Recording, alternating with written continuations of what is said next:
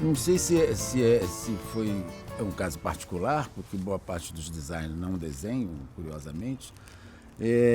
Na minha vida, pelo menos, todo garoto começa a desenhar com 2 anos de idade, 3 anos de idade.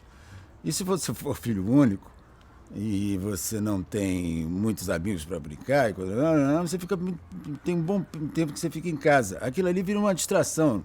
Quer dizer, no meu tempo não tinha televisão, essas coisas. A televisão passava um rotativo preto e branco, quer dizer, fundo branco e letras pretas com anúncios, e eventualmente, quase todo dia, um pouco de corrida de cavalo e talvez um sábado, um eventual sábado, um filme que fazia um furor danado, mas era um filme preto e branco, fora de foco, era um horror. Não tinha nada para fazer, não tinha game, não tinha nada. O seu brinquedo, desenhar, era um brinquedo sensacional, porque se você olhar agora um desenho de uma criança, por exemplo, de 4 anos, 5 anos, você pode acreditar que aquilo ali é um filme. Você não desenha pura e simplesmente um cavalo, uma vaca ou um carro. Você desenha uma história. Quando você desenha, é uma história. Então aquilo ali vira um hábito, vira um brinquedo, vira um game. É isso que você faz. A sua vida passa a ser um pouco isso. Então, por exemplo, eu com 8 anos de idade fazia história em quadrinhos de Tarzan. Aí você diz assim, porra, com 8 anos o cara fazia história de Tarzan, pô, o cara não é mole não, mente bem, né? Não! Quando eu cheguei no meu colégio, no Maré Soares, tinha umas 4 ou 5 garotos que faziam história de Tarzan ou de qualquer outra coisa. Tinha um cara que devia fazer, o pai devia dar um curso lá de qualquer coisa, eu sei que o cara fazia navios com pastel, entendeu? Era uma loucura. Tinha artistas de primeira qualidade, meus colegas de colégio. Então você vai viver, aquilo virava um clube. Você vai passando a conviver com um mundo de desenhadores infantis. E os pais não sabem disso. Acho que você é um débil mental que fica lá rabiscando papel, jogando caderno de escolar fora, entendeu? Rabiscando. Tem uma outra coisa interessante também. Quando você lida com isso por algum tempo, ele te ajuda muito a você mostrar o que você está pensando. Eu desenho melhor do que eu escrevo, entendeu? E facilita muito. A boa parte dos designers não desenham, não sei porquê, ou não desenvolveram, ou não quiseram, ou tem preguiça, ou não consideram importante, mas é muito bom, faz muito bem a saúde. Todo cineasta devia saber desenhar, um diretor de novela devia saber desenhar, todo mundo deve saber como explicar aquilo. Porque você tem a luz e sombra, se você domina mais ou menos isso, você consegue colocar qualquer coisa em qualquer lugar sem papo, entendeu? Aquilo ali não tem língua. Pelo menos para mim, eu acho que talvez tenha começado com o meu velho, ele trabalhava numa prancheta, era arquiteto, sei lá, e eu sempre vi aquele cara em cima da prancheta com umas ferramentas, uns espetos, né, papel e tal. Talvez isso tenha me levado para desarrolhar essa história. E assim vai, por exemplo, apareceu no profissional, né? Apareceu um vizinho meu, que eu tinha uma vizinha que ela era presbiteriana, né, protestante, severa e tal. Tinha uma filha e tal, que estava namorando um cara que era da igreja e tal, que era um paraguaio. Paraguaio. Então, ele era um arquiteto. E ele precisava de mais igrejas para os projetos dele. Ele fazia projeto de igreja. Eu digo, dá para você desenhar uma igreja? Eu devia ter uns 13, 14 anos de idade, entendeu? Eu digo, quem sabe, talvez, o que perspectiva você sabe fazer? Eu era um garoto, cara, um guri, uma merreca. E eu disse, eu não sei o que é perspectiva. Se você me disser, me ensinar, tudo bem. E eu comecei a fazer perspectiva pro cara. Isso acontece. Por exemplo, tinha um outro vizinho que ele era gerente da Herdeiro. A Herdeiro era uma rede de lojas que vendia roupa para criança. Um belo dia, o meu vizinho chega e fica assim, todos os vizinhos. Isso em Copacabana, num prédio de kitnet. Cheio de tal. Então, e o cara disse, você desenha camisa? Eu comecei a desenhar camisa pro cara. E comecei a desenhar camisa para Herdeiro e para a loja do lado, e para outra loja, e para outra loja. Em Copacabana, isso. Entendeu? Cheio de lojas de camisa. Estava começando o mundo da camiseta. Então eu abri uma camiseta assim, espetava ela nos 4 cantos e começava a desenhar. Desenhava desde o Pato Donald até navio, desenhava Hong Kong, entendeu? No porto de Hong Kong. Mas qualquer coisa que eu fizesse, eles compravam. Era uma sensação, isso é doido. Mas eu no vestibular. Então, vestibular a gente tinha aulas de desenho. Aí eu não ia às aulas de desenho, que eu me achava o máximo, né? E o vestibular de arquitetura era um vestibular cheio de desenhadores, cheio de maluco, né? Todo mundo desenhava. Mas eu não ia à aula de desenho, mas os professores não se incomodavam com isso, não. Achavam muito interessante. Um professor meu chegou um dia e disse assim, olha, eu vou te apresentar um amigo meu. Pega aí teus desenhos, 3 desenhos, e vai lá no amigo meu. Quando eu fui no amigo dele, que era na minha rua mesmo, era o Ziraldo. O Ziraldo não era o Ziraldão que é hoje, ele era o Ziraldo Pasquim. Quem lia o Pasquim sabia quem era, quem não lia não sabia. O Pasquim estava no auge na época. Quando chegou lá no Ziraldo, sabe quem estava lá? Miguel Paiva, desenhando ali, fazendo escritório. Miguel não se aborrece nunca de dizer isso, porque é assim que eu conheço ele, é assim que nos conhecemos. Eu levando portfólio e ele lá, tinha arranjado lá um troco. Aí o Ziraldo olha, por exemplo, na minha mesa, que eu pintava as camisas e tal, tinha um papel branco. Todas as mesas se botavam um papel branco para não sujar a mesa, de tinta. A mesa era mesa de jantar, né? De comer. E aí esse papel branco, eu enchia ele, eu rabiscava nele, né? Eu anotava qualquer coisa, né? E esse papel virou uma ilustração. Quando eu vi, e aquilo ali tinha um desenho grande, porque não fazia desenho grande, eu fazia desenho em coisa de colégio. Aí aquele desenho grande, cheio de Beatles, eu botei mais alguns Beatles, e aquilo ali virou um desenho mesmo, o primeiro desenho grande que eu fiz, talvez. Levei lá no Ziraldo. Não deu outro, ele ligou pro Rui Castro, que era editor da Fair Play. Fair Play era uma revista que imitava Playboy, que misturava intelectual com mulher nua, né? E aí o Rui imediatamente fez uma matéria para aquele desenho. Olha só como é que eram esses tempos. O cara fez uma matéria para poder publicar o desenho, para justificar o desenho. Ele mesmo assina a matéria. E ele era editor da revista. Aí apareceu, por exemplo, a Pomba. Eu não me lembro como é que essas revistas apareciam. A Pomba, por exemplo, quem estava lá, eu falo com ele, era redator da revista. Você está entendendo? Porque todo mundo. Eu peguei essa geração de. Agora estou com a ambição, tem a minha idade, um pouco mais, e agora sou não sei o que lá, mas estava ciscando no mundo para sobreviver. Estava com problemas financeiros, precisava de um emprego e tal, fui ser manchador na Fair Play, né? Porque eu desenhava bem e tal, não sei o que lá, mas nunca fui um manchador de primeira, né? Mas tudo bem, estamos lá, estamos aí. Eu era mais um layoutista, um cara de criação e tal. E nessa que eu sou manchador da Fair Play, não sei como. Ah, sim, a Embrafilme me encomendou um cartaz. O maior erro e maior acerto que o cinema cometeu, né? Que assim que ele encomendou o cartaz, isso, aquilo, não encomendou outras coisas. Então, um belo dia, o diretor de arte, que era filho do Rubem Braga, Roberto Braga, gente boa demais, me ligou e disse: Pimenta, estão abrindo aqui uma concorrência, eu queria que você ganhasse, que você é o cara, entendeu? Aí,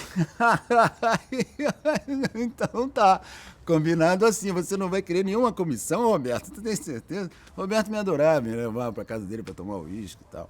Ele era um bonachão, eu vinha na casa do pai dele e tal. E aí a Embrafilme era um parque de diversão, aquilo era um colégio. Então eram campanhas de cinema que se fazia. Fazer campanha de cinema é uma coisa sensacional, entendeu? Porque o cinema é uma coisa lúdica, é como fazer uma capa de livro enorme, entendeu? Só que você tem que fazer televisão, rádio, outdoor, e o cartaz. Aí eu descobri lá mesmo que o cartaz era incrível, que você assinava o cartaz e você virava artista plástico. Tá entendendo? Eu era um designer, não era um artista plástico, malandro, entendeu? E as pessoas, a imprensa, a mídia, tudo confundia você com isso. E aí eu descobri, aí tinha concurso, chegou um ser humano na minha casa, que era o Cosme Alves Neto, que era diretor da Cinemateca, e disse assim: vem cá, eu quero levar seus cartazes para Cuba. Aí Cuba, foi um sucesso extraordinário, ganhou a maior coleção de material, ganhei prêmio, ganhei não sei o que lá. A questão da mistura de material é uma coisa principalmente dos países colonizados, porque o país tem uma cultura já plantada lá, seja de matar bicho no mato e trazer para casa, e quando os bichos em volta acabarem, o cara se muda, que eram nossos índios, como até os outros índios, os mexicanos, por exemplo, que construíam cidade, coisa e tal, com banheiro e chuveiro e tudo mais. Mas, de qualquer maneira, vem uma cultura externa e agrega ali, e pega ali. Então, meu irmão, essa mistura, essa confusão, essa mistura de matérias é uma coisa que nós já nascemos assim. Quer dizer, nós aqui, brasileiros que temos pinta preta aqui, na bunda, na perna, coisa e tal, e temos um olho puxado que vem não sei de onde, vem lá do interior, e temos todo tipo de cabelos assim assado, todo tipo de sintomas de várias culturas diferentes. E isso vai na comida, vai em tudo quanto é lugar, e vai evidentemente no que você cria. Você cria, que é um amontoado de informações que você tem, que é uma loucura. Agora com a Europa inteira, tudo mostrando tudo quanto é lugar, agora a América toda assanhada, cheia de novidades, cheia de histórias. Então, isso aí não tem conversa. Isso faz parte da nossa vida de brasileiros, ou de latinos, ou de alguns chineses, alguns africanos. Os africanos, então, deve ser uma loucura. Misturar as informações todas, catar pedaços daqui e dali e encontrar o seu. Não encontro o seu. Encontrar o seu é um pouco romântico, mas lida-se com isso o tempo todo, não tem conversa. O próprio equipamento que vai aparecendo, por exemplo, quando eu sou do tempo do lápis e da caneta Bic, que apareceu depois, bem depois de eu nascer, entendeu? Antigamente as esferográficas eram Parker ou compacto, e tinha as canetas de tinta, né? Caneta tinteiro, que era compacto, tinha Parker também, tinha outras. Desenhar com caneta de tinteiro era o máximo, era um barato e tal. E tinha o bico de pena, que você usava nanquim, porque essas canetas todas usavam a cor azul. Aí, de repente, me aparece lá, pelo não sei que idade, uma canetinha que era da arquitetura. A arquitetura deu muita ferramenta para a gente se divertir, entendeu? Então, essas ferramentas a gente usava para desenhar. E apareceu uma caneta de nanquim que você sacudia assim, bombeava o nanquim para a ponta da caneta e com aquilo você desenhava. Isso aí tinha uma influência enorme sobre o que você fazia, entendeu? Os pincéis ingleses, o Winsor, que você comprava em Nova York depois de velho, tinha influência no que você fazia. O airbrush, que era um motor de dentista, sei lá o que era aquilo, de pintar coisa, você pintava com ele, enchia de tinta uma coisa com o airbrush. Isso eram ferramentas, todas aspas, importadas ou tecnologias de você praticar o desenho, praticar a pintura, e eram todas importadas, eram coisas que vinham e apareciam catálogos feitos com aquelas ferramentas.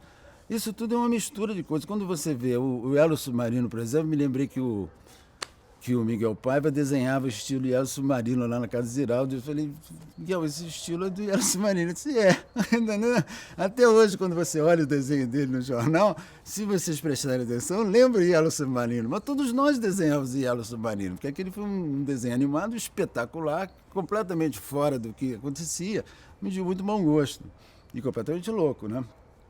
Então, essas coisas todas se vivia com isso, se vive com isso o tempo todo. Então, mesmo hoje em dia, faz parte da nossa brincadeira e do nosso lúdico, ainda mais não é nessa história de que criança vive sonhando e desenha roteiros. Quando você encontra com Dalí, por exemplo, com Escher, com essas coisas, aquilo ali é natural, entendeu? Você já conhecia um pouco aquilo, de você desenhar sonhos, desenhar histórias. Então, essa mistureba, isso é normal. Eu acho absolutamente normal na minha vida, pelo menos no meu trabalho, nas coisas que eu faço. Faz parte dessa brincadeira de misturar valores completamente diversos para chegar a um resultado, para comunicar alguma coisa. Principalmente se aquela coisa tem que ter um conteúdo muito aberto, muito abrangente.